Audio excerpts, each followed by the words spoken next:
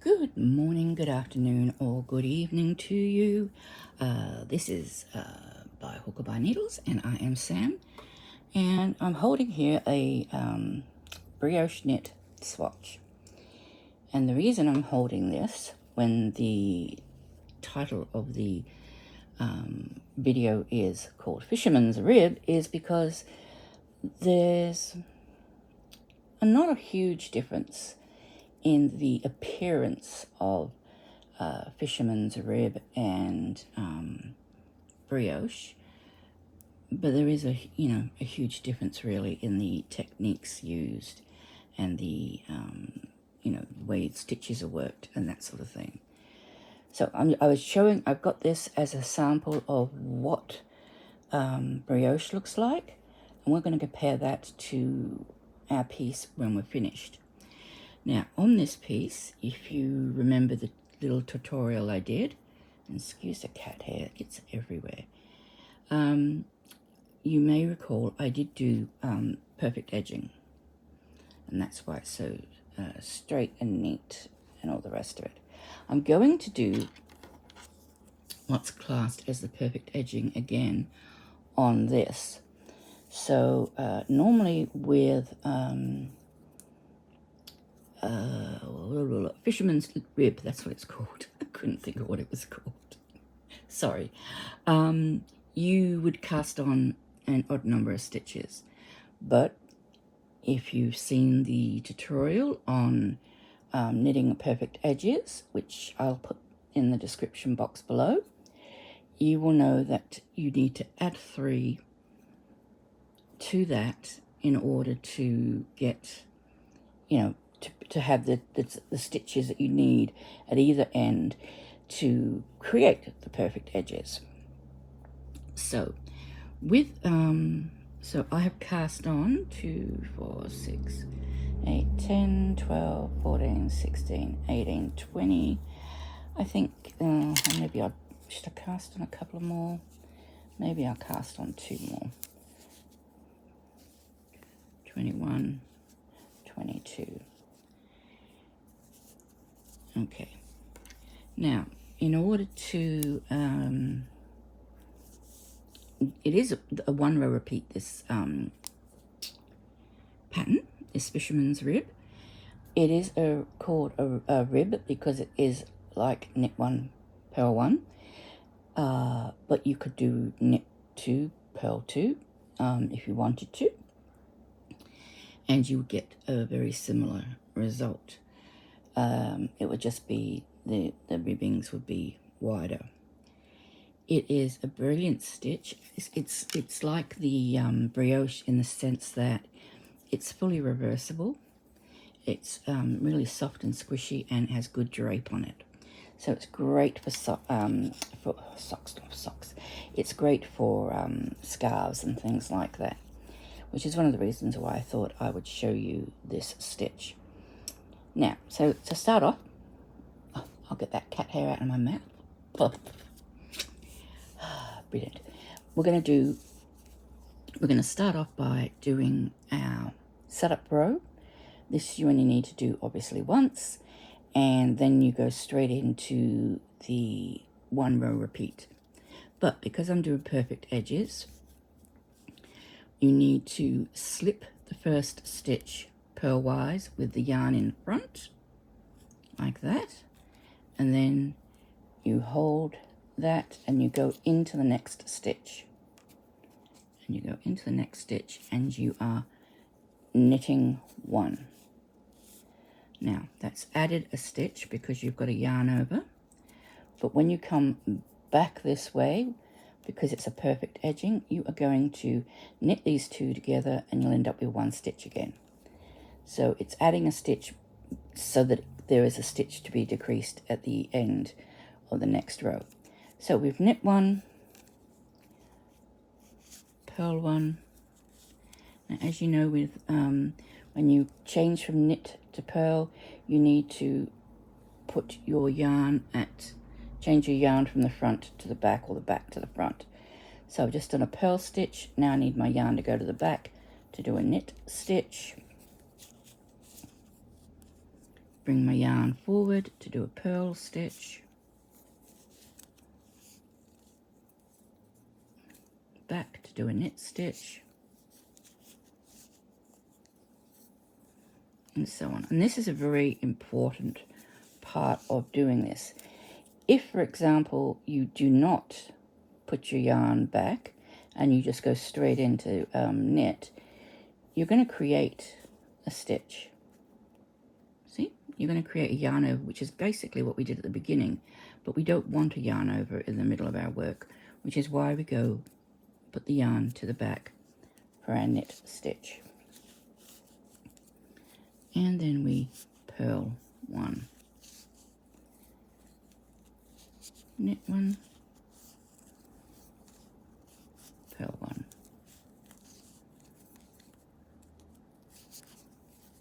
knit one, purl one.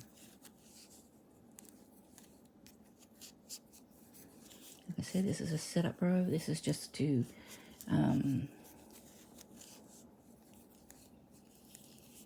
get the round right, get the rows ready for the next round. And you will see why we need to have a row done at the beginning, because we're going to be working into this first row.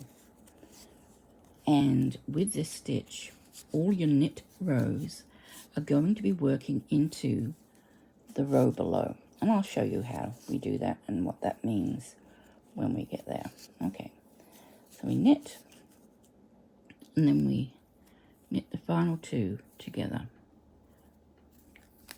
for, whoops, the perfect edging. Okay, so that's our setup. We've just done knit, purl, and let's just check that we can read our work and remember how this works. This has a little bump here. That is a purl stitch. This has no bump, and if you look at it like that, you can see it actually has a V. So bump, purl, knit stitch. And this one is just looks like it's two purls, but it's not. It's just a little bit sort of twisted. So you'll need to know initially how to just read your work, or you can just go knit one, purl one, and just have that in your head. So we turn, and we know that this is now going to be reversed.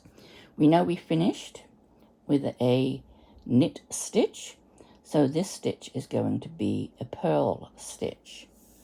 Now, because it's going to be a purl stitch, for our perfect edging, what we need to do is come all the way around the needle to do that first purl stitch. Okay, and that's so we've still added a stitch. Once again, that's so that when we come back this way, we can knit those two together to help create that really neat edging. Okay, this is where it gets different to what we're used to. Let's put it that way. Not difficult, but different. So normally when we knit, we would go into that stitch. We pick up that front leg and we go all the way through. We yarn over and we pull that through. That's how we would normally do the knit stitch. In Fisherman's Rib, what you actually do is you need to go into the stitch below, which is why you have to have a setup row, because you need a stitch below to go into. Okay, and so what you do is you go into that stitch. Okay, and see that I've gone into that stitch and not the stitch above it. You go around the needle as if to knit, and you bring it in and forward, and then you slip it off. That will give you a longer, more exaggerated knit stitch. Okay, now all the purls are purled in the usual way. it is only the knit stitches that are done in this different format. And I think on patterns it's normally written K1B, which means knit one below. Okay, so you're knitting into the stitch below the next knit stitch. So we're going into there again. Once again, can you see that's where we would normally go, but we're not doing that. We're going into this stitch and we're knitting again, and then we purl. I've never actually done Fisherman's Rib before. I've always gone for brioche. So I'm keen to see, it certainly is easier to create. I'm keen to see if it actually grows more quickly. I think it will grow more quickly than brioche, just because of the nature of the stitch. Yeah, it'll be interesting. So we purl one, and then we knit in below. And if you ever have a doubt as to whether you're going into the right sort of spot, you know that there's going to be a piece of yarn or a stitch going across the top, and that's how you know you're going into the right spot. You're not going into there, you're going into there, and that's your Fisherman's Rib knit. And then we purl.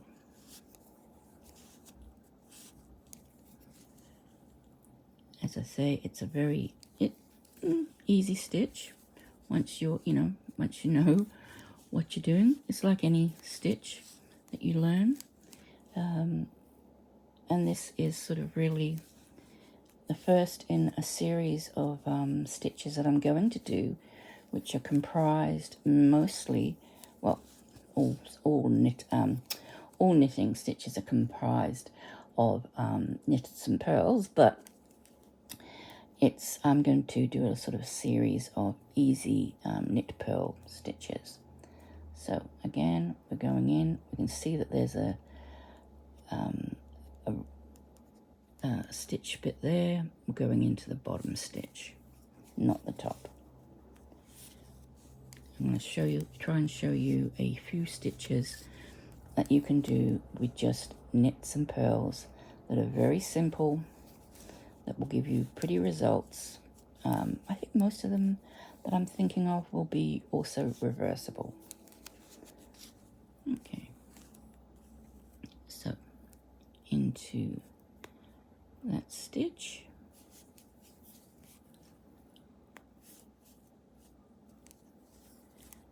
and then purl, and we've got our last two stitches, which we always knit two together. So we put our yarn back and we knit those two stitches together for our edging, and then we turn our work. Ooh, am I going to sneeze? Maybe. Okay, now in this instance the first stitch is going to be a knit stitch, so we slip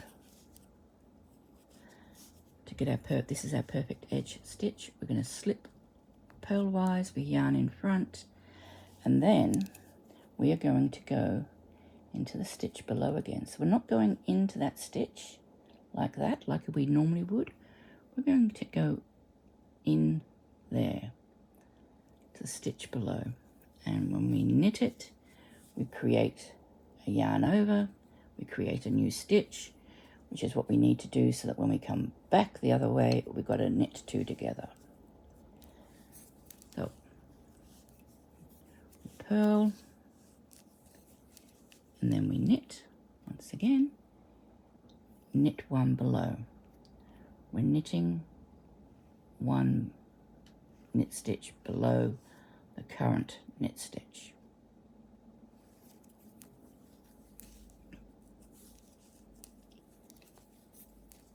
All the purl stitches are exactly the same. they're just a normal purl stitch. The knit stitch is the only one that changes, and we're going in the stitch below.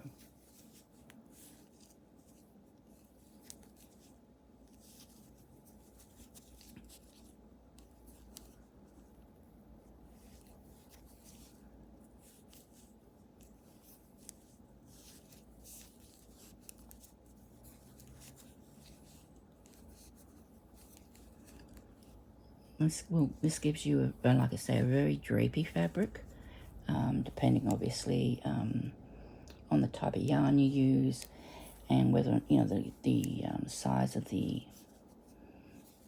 needles and that sort of thing. But generally speaking, it's a nice, just want you to show you again. You can see it's like a figure 8 almost, isn't it? It's got a top loop and a bottom loop. So you want to go into the bottom of the 8. You want to go into the bottom circle of the 8, or the bottom part of the 8, if you look at it that way. That's another way you can sort of look at it to remind yourself what you're doing. Here we are again. Going into there.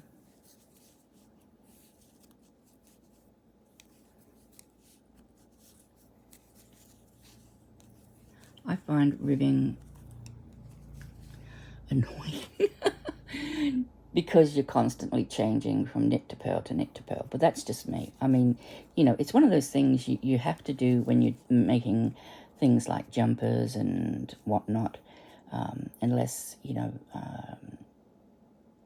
you've got a different type of edging for it. Sometimes you might get a rolled edge, or a, what do they call it, I-cord edge or something like that. Okay, so in below, knit one below, and then we just purl one as usual. Knit one below, and purl one.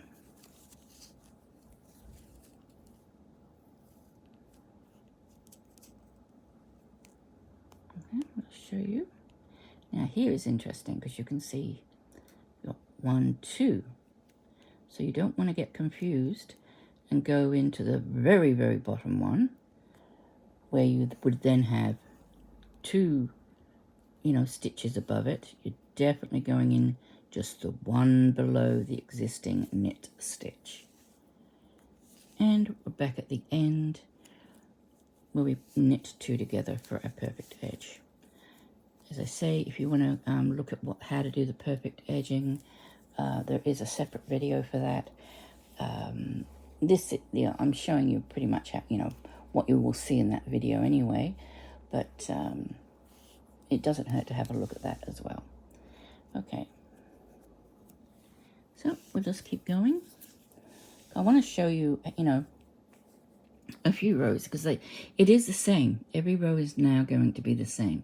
Once you start off, you just start off with knit, purl, and then every other row after that is the purl. You knit one below, purl one, knit one below, purl one.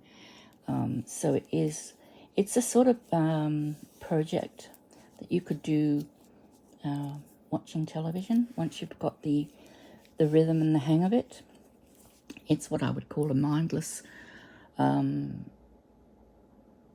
knitting, because you don't need to put a lot of concentration or thought into it once you know what you're doing, and you're not getting distracted and knitting your purl stitches and purling your knit stitches. So perfect edge first, we slip this one forward. Now because we need to create a loop over, we need to create a loop over. We're not going to be able to create a loop over because we're going to be purling into that stitch. So in order to get the loop over, we're going to have to go all the way around the needle and we purl into that first stitch. Now yarn overs, or and yarn round needles are discussed in greater detail in my other, there's another tutorial called It's All About the Yarn Over, or It's All About the YO.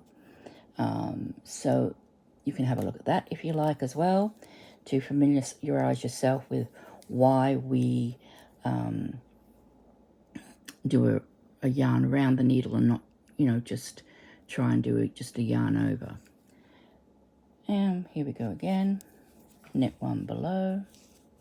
Oops, a bird has just landed on my fence and my cat's like, oh, there's a bird. Okay, we knit one below.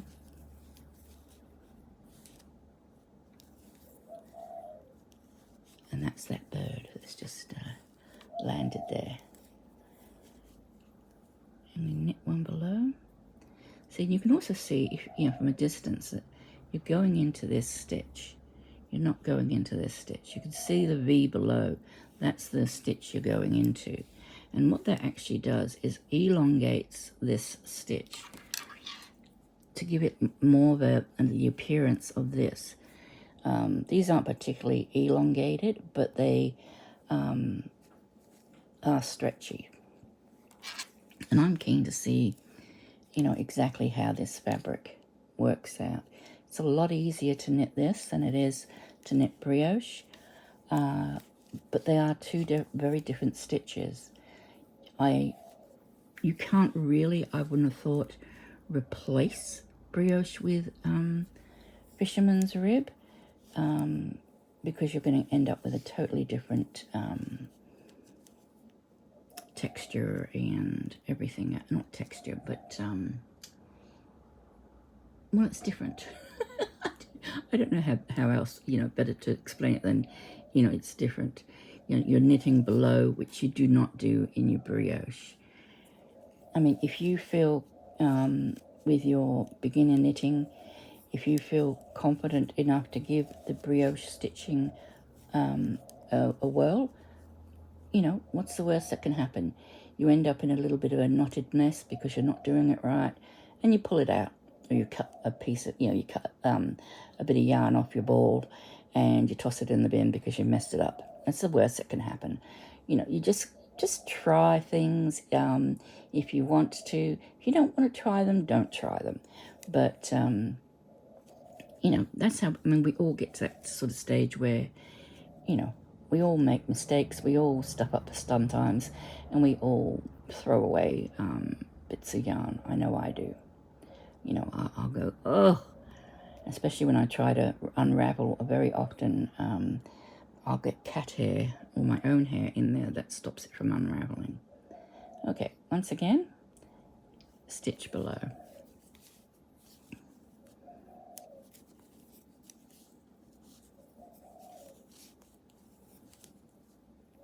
Stitch below. And you can just see how, you know, really it's just very rhythmic. You're just doing the same thing over and over again. You know, the only difference between this, like I say, and what we would call a 1x1 rib is the fact that on the knit stitches, you're going into the stitch below the knit stitch that you would normally go into. So you would normally go into this knit stitch, but you're going into the one below. And for those who are still watching and thinking you've already said that, yes, I have, but I like to repeat these things because I don't know, you know, some people like to follow along for a while so that they can truly grasp how to do it. Okay, last 2 stitches, yarn back, and we knit those 2 stitches together because that's our perfect edging. And I, you know, already I really like, you know, the way it looks. It does look very pretty. All right, I'll do one more pass, and then what I'll do is I'll pause and I'll work a few more rows quickly off screen, you know, or off camera sort of thing, and you can see what it looks like when I've worked up a bit more of a larger swatch. So slip purlwise with yarn in front. Now the next stitch is a knit stitch, So we don't need to go around the needle. We just need to hold it there, and it will automatically go over the needle, creating a stitch when we knit one below. See how it just creates that stitch like that, and there we go, one below.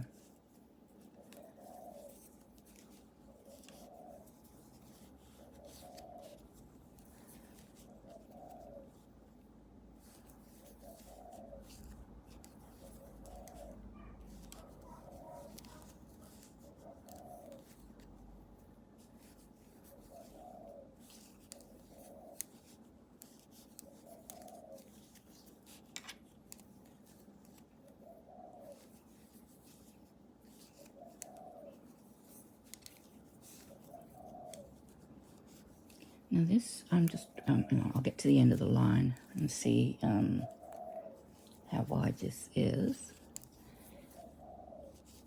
Now this is a DK weight yarn that I'm using, or what you would call a 3-weight or an 8-ply. Always like to try, I struggle to remember the oops, see, I almost did a knit stitch then instead of knit below. And that's going to be, that's easy enough to do, because it's not what you normally do. Going in below is not what you normally do. It's, you go in there. So you just have to remind yourself. But once you get that sort of muscle memory thing happening, you'll be right, and you can put the telly on and sit back and, whoops, watch one of your favourite shows or whatnot. And we'll see how knit one below, and then we got to the last 2 stitches, which once again we knit 2 together. Okay, now let's have a look at this. Now I did 22 stitches, and this is 5.5 inches wide, or 14 centimeters wide. So maybe if you were making a scarf, you might want to add,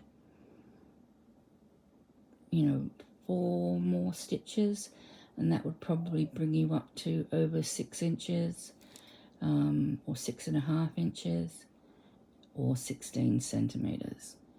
And that would probably be about as wide as you would need to go for the scarf. But you can always do, trial it out by doing a little swatch first. Yeah, I know, I said do a swatch, just to see what your results are for the knitting pattern.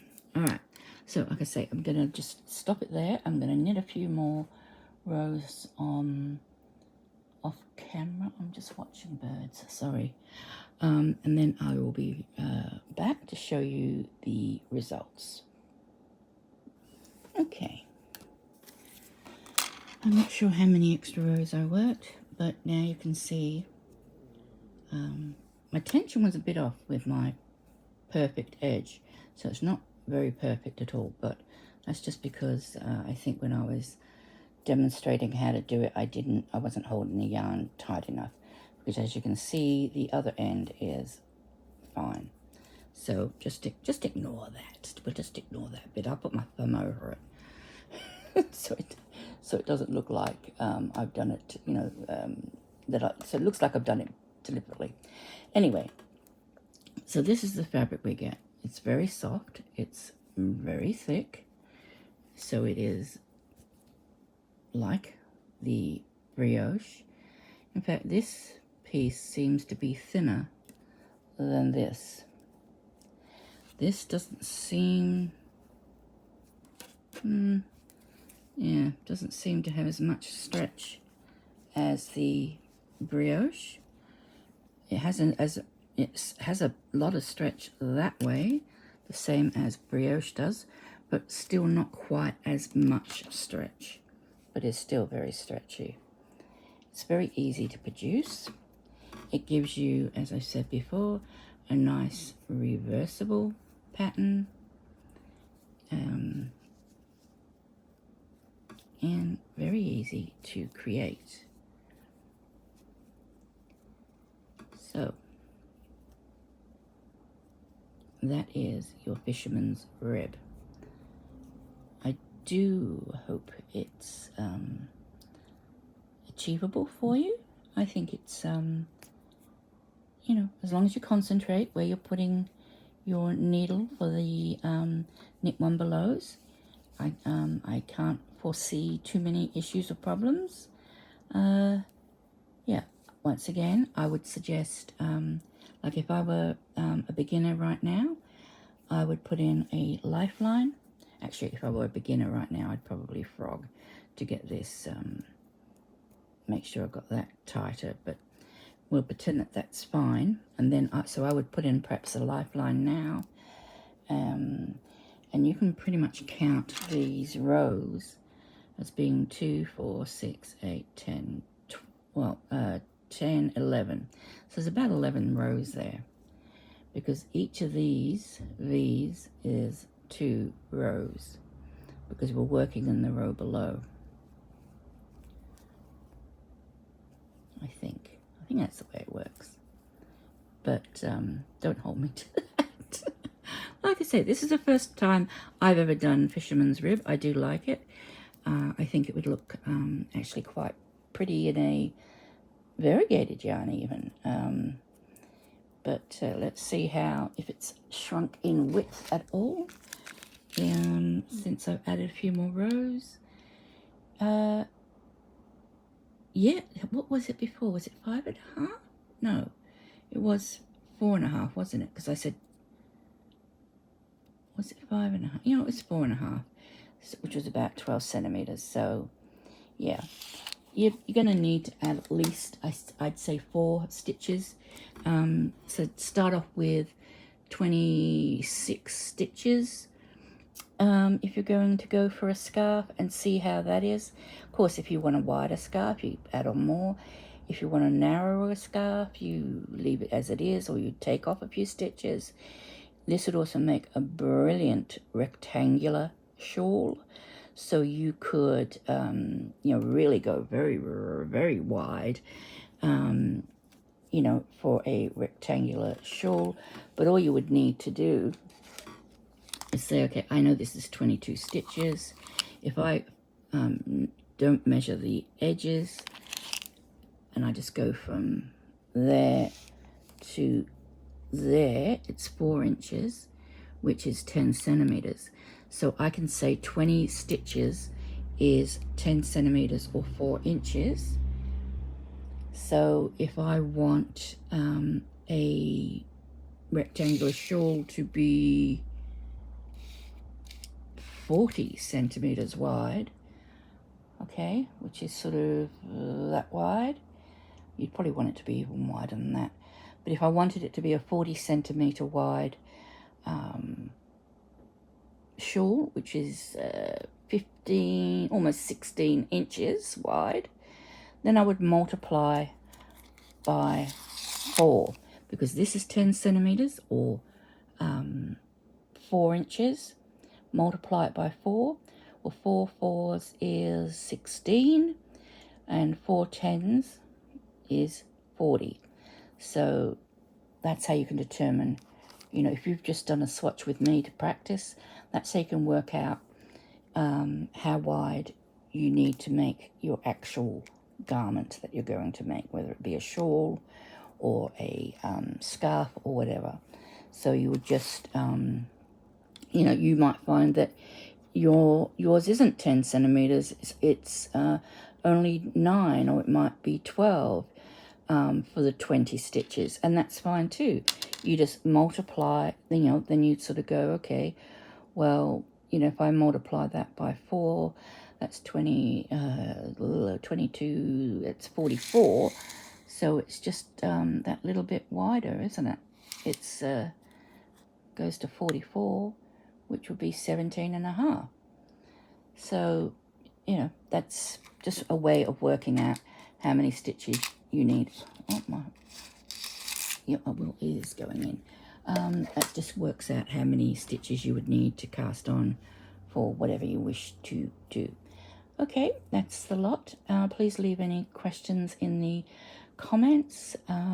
Let me know what you think of this in comparison to the brioche. Which do you prefer the look of? I know there's going to be people that prefer one over the other. You know, that's just life. That's the way things are. Not everybody likes the same thing. Yeah, let me know what you think. And until next time, please take care and bye for now.